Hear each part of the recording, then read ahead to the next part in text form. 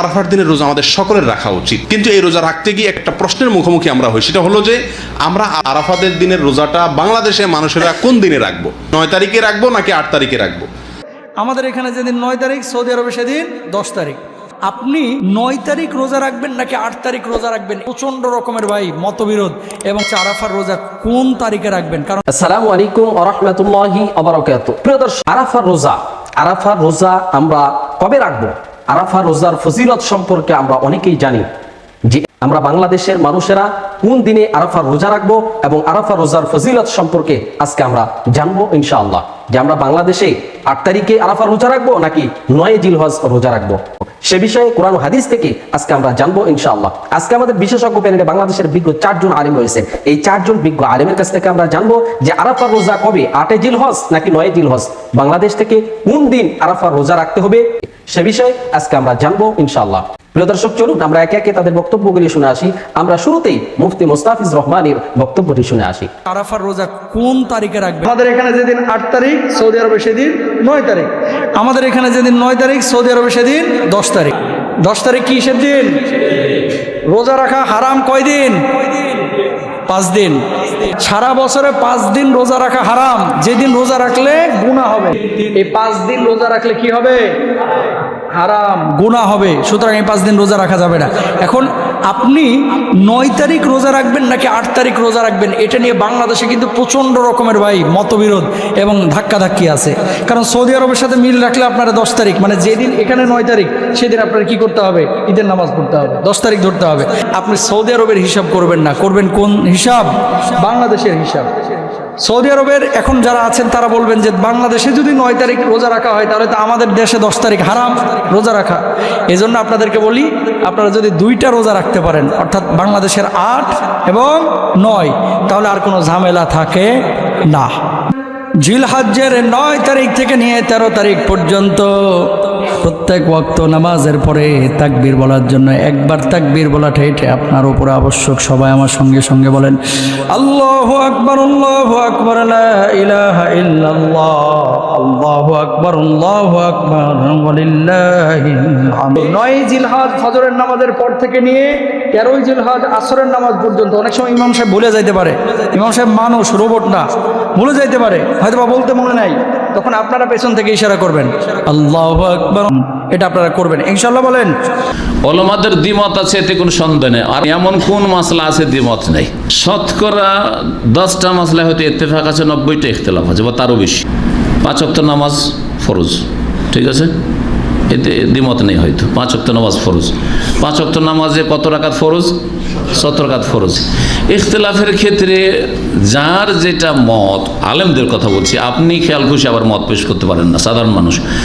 আলেমদের তাদের তাহকিকে, তাদের গবেষণায় যেটাকে সহি মনে করবে সেটাকে প্রাধান্য দেবে। আপনার করণীয় যেটার উপর আপনার মনে তৃপ্তি হয়েছে ওটার আমল করেন, আপনি গুনাহগার হবেন না। যেটার উপর আপনার মনের তৃপ্তি হচ্ছে, মনের তৃপ্তিটা কীরকম না, এটা হালকা মশলা, শুধু হালকাটা নিলাম না, বা আমি ভারীটা নেবো, বেশি নাকি নেবো, এইটাও না, এইসব না। কিসে? যে আশা করি এইটাই আমাকে কোরআন সুন্নাহর কাছাকাছি লাগছে, এইটাই আমাকে যুক্তিসঙ্গত লাগছে, দলিল সম্মত লাগছে, এইরকম যখন আসতে হবে ওপর আমল করে। ইমাম আবু হানিফা, শাফি, মালিক, আমার 4 জনই কি ছিলেন? কোরআন সুন্নাহর অনুসারী ছিলেন। যদি সালাফি ভাষাটি বলা চলে তাহলে তারা সালাফি ইমাম ছিলেন, সালাফের অনুসরণকারী। রাসূলুল্লাহ সাল্লাল্লাহু আলাইহি ওয়াসাল্লাম এবং সাহাবায়ে কেরামদের অনুসারী 4 জনই ছিলেন, না ছিলেন না? 4 জনই ছিলেন, কিন্তু 4 জনে ইখতিলাফ হয়েছে না হয়নি? যখন ইখতিলাফ হয়েছে তো 4 জনের নামে 4 মাযহাব পাক্কি নেওয়া হয়েছে, বা দলিল প্রমাণ পৌঁছা না পৌঁছায় কম বেশি হওয়ার কারণে কি হয়েছে? ইখতিলাফ হয়েছে। তারা এই দল পাক্কি যাননি, তারা মযহাব তৈরি করে জানে, তাদের অনেকদিন পরেই মযহাব পয়দা হয়েছে।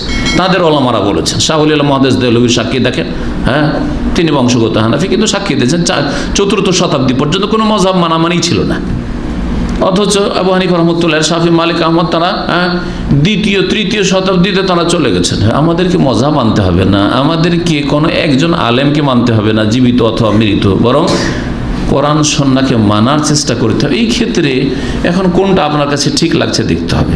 যেহেতু হাদিস আছে সিয়াম ইয়াউমে আরাফা, আরাফার দিনের সিয়াম, তো আরাফার দিন কোনটাকে বলবেন? আরাফার দিন মানে কি 9 তারিখ?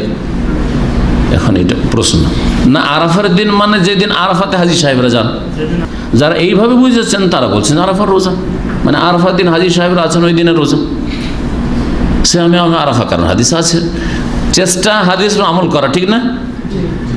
আর এক দল যারা বলছেন না 9 তারিখের রোজা, 9 তারিখের রোজা, তারা বলছেন যে 9 তারিখের এই জন্য রোজা যে সিয়ামে ওমে আরাফা, আরাফার দিনে রোজা। আরাফা কোন দিনে হয়?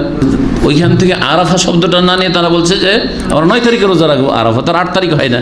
আরাফা কয় তারিখে হয়?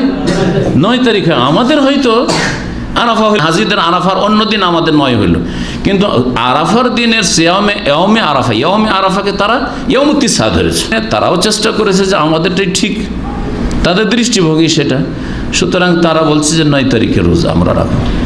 আমাদের দেশের 9 তারিখ ওটা হচ্ছে আমাদের আরাফার দিন, আরাফার হাজিদের ওটা আরাফার দিন, বা মক্কার লোকের আরাফার দিন, সৌদি আরবের লোকের আরাফার দিন, কিন্তু ভারতের বাংলাদেশের লোকের আরাফার দিন। এবার বুঝতে পেরেছেন দৃষ্টিভঙ্গিটা? একটি হাদিস থেকে তাহলে দুই দলই দলিল নিতে পারে। সিয়ামে আমি আরাফা মানে আরাফার দিনের রোজা। যারা বলছে আরাফার দিনের রোজা, হাজী সাহেবের আরাফায় থাকছে ওই দিনের রোজা। আর এক দল বলছে যে আরাফার দিনের রোজা মানে হচ্ছে আরাফার দিন তো 9 তারিখে হয়, সুতরাং 9 তারিখের রোজা। হাজিরা থাকলো না কোন দিনে ওইটা আমাদের দেখার বিষয় না। সুতরাং একই হাদিস থেকে দলিল পেশ করে তারা বলছে আমরা 9 তারিখে রোজা রাখবো। এবার বুঝছে যে আমরা যতটা পারি খুরুজা মিনাল খেলাফ, আরবিতে বলা হয়, দ্বিমত থেকে মুক্ত হওয়ার চেষ্টা করব। মানে আপনি ওইখানে বসে আছেন, তাই না, আর আমি এইখানে বসে আছি, দুইজনে এত দূরে বসে থাকলে একটু বেশি দূরে থাকলাম, তো মাঝামাঝি আসার চেষ্টা করা, এটা হচ্ছে খুরুজা মিনাল খেলাফ, ইখতিলাফ থেকে বেরিয়ে আসার চেষ্টা করা।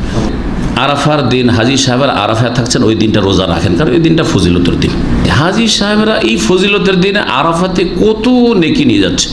আল্লাহ ঘোষণা করছেন তাদের যে মাফ করলাম তোমাদেরকে, যা চাইলে দিলাম তোমাদেরকে। হ্যাঁ, তাদেরকে নিয়ে আল্লাহ পাক গৌরব করেন ফেরেশতাদের কাছে। আমরা সেই দিন সিয়াম করলাম, তাকবীর পাঠ করলাম, জিকির আজকার করলাম, নেক আমল করলাম। যেদিন হাজী সাহেবের আরাফায় থাকছে সেই দিন রোজা রাখেন। একদল যেহেতু বলছেন না ওইটা আসল রোজা না, আসল রোজা হচ্ছে আমাদের 9 তারিখ, সুতরাং সৌদি আরবে 10 তারিখ হোক, হাজী সাহেবদের 10 তারিখ হোক। হাজী সাহেব কোরবানি করছে, পাথর মারছে, ওরা বলছে না ওই দিনে রোজা রাখতে হবে। তাদেরকে বলবো যে ঠিক আছে, ওটাও রোজা রাখেন। যখন আপনাদের ঈদ না, তো সেই দিন রোজা রাখা জায়েজ কিনা? সৌদি আরবের ঈদ, সৌদি আরবে রোজা রাখা জায়েজ নাই। এটাতে ওরাও দ্বিমত করবে না, আমরাও দ্বিমত করবো না। সুতরাং তাদেরকে বলবো যে ওই রোজাটাও রাখো, হাজী সাহেবের আরাফা থাকছে এই রোজাও রাখো, অসুবিধা আছে? তাহলে যদি তোমাদের মতটাই ঠিক হয়, ধরেই নিলাম, আমি বলছি না যে ঠিক নয় তোমাদেরটা ঠিক হয়, তো ওটাও ঠিক থাকলো। আরাফার দিনের রোজা যদি কেউ রাখে, আল্লাহর প্রতি আমার ধারণা হলো এই রোজার বিনিময়ে আল্লাহ তাআলা রোজাদার ব্যক্তিকে 1 বছরের পেছনের 1 বছরের সামনের অগ্রিম গুনাহ আল্লাহ তাআলা মাফ করে দিবে। আরাফার দিনের রোজার এত ফজিলত যে পেছনের তো বটেই, সামনের 1 বছরের আল্লাহ সুবহানাহু ওয়া তাআলা ছোটখাটো গুনাহগুলো কি করবেন? মাফ করে দিবেন। কিন্তু এই রোজা রাখতে গিয়ে একটা বিভ্রান্তির মুখোমুখি আমরা হই, একটা প্রশ্নের মুখোমুখি আমরা হই। সেটা হলো যে আমরা আরাফাতের দিনের রোজাটা বাংলাদেশের মানুষেরা কোন দিনে রাখবো? আমরা কি 9 তারিখে রাখবো নাকি 8 তারিখে রাখবো?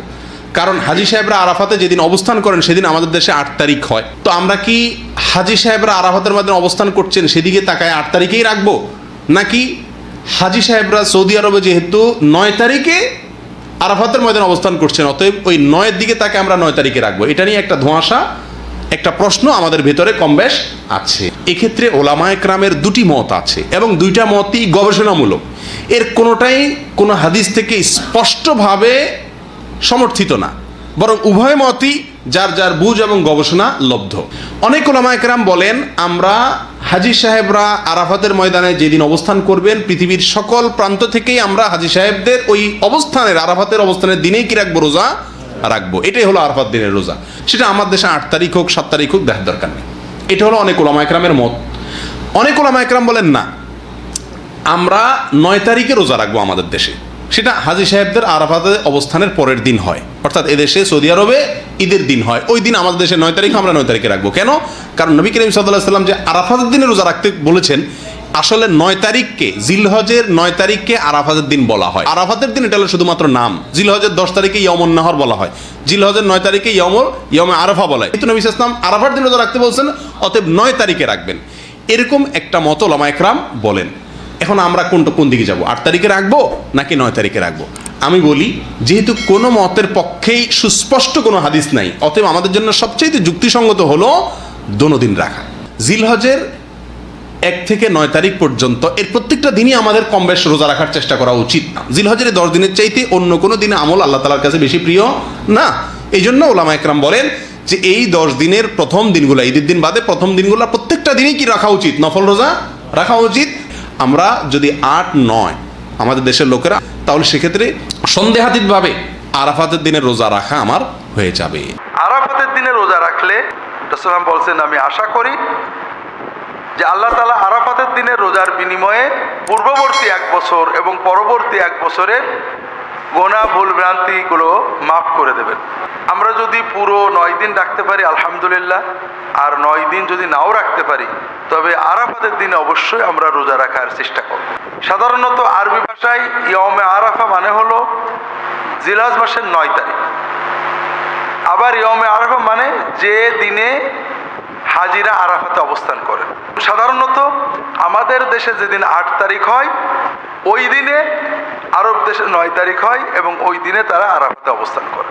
আমরা কি আমাদের দেশের 9 তারিখে রাখবো না আরব দেশের আরাফাতের দিনে রাখবো? এটা নিয়ে আলেমদের নানাবিধ মত আছে। বান্দা সাধ্যের ভিতরে সুন্নাতের নির্দেশে ইবাদত করবে। যারা আরাফাতের দিন আরব দেশে জানতে পারেননি, তারা তাদের দেশের 9 তারিখেই রাখবেন। তবে এখানে হাদিসে 9 তারিখ না বলে ইয়মে আরাফা বলা হয়েছে, এজন্য অনেক আলেম বলেন যদি কোনো দেশের মানুষ আরাফাতের দিন জানতে পারে যে এই দিনে আরাফা হচ্ছে, তাহলে সেই দিনে তাদের রোজা রাখা ভালো। আর আমাদের জন্য সহজ, আমরা 8 তারিখ এবং 9 তারিখ 2 দিন রাখতে পারি। প্রিয় দর্শক, এতক্ষণ আমরা শুনছিলাম বাংলাদেশের বিজ্ঞ 4 জন আলেমের কাছ থেকে যে আরাফার রোজা কবে রাখতে হবে, বিশেষ করে বাংলাদেশ থেকে আরাফার রোজা কবে রাখবে প্রত্যেকটা মুসলমান। 8 জিলহজ আরাফার রোজা রাখবে নাকি 9 জিলহজ আরাফার রোজা রাখবে, সে বিষয়ে আমরা শুনছিলাম বিজ্ঞ আলেমদের কাছ থেকে। প্রিয় দর্শক, আমাদের সমাজে কোনো আলেম কোনো শায়েখ বলতেছেন যে না, আরাফার রোজা বাংলাদেশে 8 জিলহজেই রাখতে হবে, কারণ সেই দিন সৌদিতে 9 জিলহজ। আবার কোনো শায়েখ কোনো আলেম বলতেছেন যে না, আরাফার রোজা বাংলাদেশে 9 জিলহজেই রাখতে হবে। আসলে কোন দিন রাখতে হবে সঠিক বিষয়টি আজকে আমরা জানলাম বিজ্ঞ আলেমদের কাছ থেকে, কোরআন ও হাদিস থেকে। প্রিয় দর্শক, বেশিরভাগ আলেম ওলামাদের মত হচ্ছে যে বাংলাদেশে 9 জিলহজে আরাফার রোজা সকল নরনারী মুসলমানরা বাংলাদেশে রাখবেন, এবং সৌদিতে যেই দিন 9 জিলহজ আরাফার দিন, সেই দিন তারা আরাফার রোজা রাখবেন। আলেম ওলামাগণ এই কথাই বলেছেন। বিশেষ করে আবার কোনো আলেম ওলামা বলেছেন যে আপনি 2 দিনই রাখতে পারেন, 8 জিলহজেও রাখতে পারেন, আবার 9 জিলহজেও রাখতে পারেন। এই জন্য আপনার যেটা ভালো লাগে আপনি সেইভাবে আমল করুন, ইনশাআল্লাহ আল্লাহ কবুল করবেন। প্রিয় দর্শক, আমরা এখানে বিজ্ঞ 4 জন আলেমের কথাগুলি শুনলাম। এই 4 জন বিজ্ঞ আলেমের মধ্য থেকে যার কথাগুলি কোরআন হাদিসের দলিল ভিত্তিক মনে হবে, আমরা তার কথাটাই, তার মতটাই গ্রহণ করে নেব ইনশাআল্লাহ। সর্বোপরি আল্লাহ তাআলার কাছে দোয়া করি আল্লাহ তাআলা আমাদের সকলকে যেন আরাফার রোজা যেন আমরা আদায় করতে পারি, সঠিকভাবে পালন করতে পারি, সেই তৌফিক যেন আল্লাহ তাআলা আমাদেরকে দান করেন। প্রিয় দর্শক, আল্লাহ তাআলা আমাদের সবাইকে যেন কোরআন ও সুন্নাহর সঠিক পথে আমাদেরকে যেন পরিচালিত করেন। প্রিয় দর্শক, আমরা একেবারে ভিডিও শেষ প্রান্তে চলে এসেছি। আজকের মতো আমি মিনারুল ইসলাম এখানেই বিদায় নিচ্ছি। দেখা হবে অন্য কোনো ভিডিওতে। সে পর্যন্ত সকলে ভালো থাকবেন, সুস্থ থাকবেন। আসসালামু আলাইকুম ওয়া রাহমাতুল্লাহি ওয়া বারাকাতুহু।